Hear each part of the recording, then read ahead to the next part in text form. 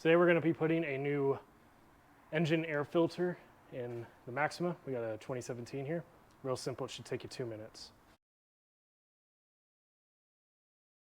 So we want to come up to box here, open this right here, and that is your engine air filter.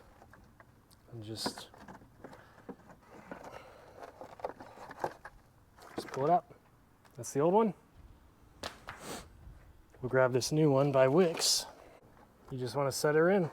You want the wires facing the direction, or you want the felt down. It's only going to go one way. You can see here. So now that it's in, you're just going to close this box up around it. So there's 3 tabs back here you got to work with.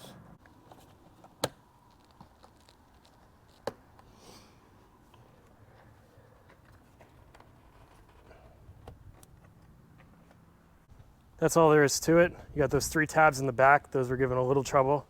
Still took like 2 minutes to finagle it in. It's all set.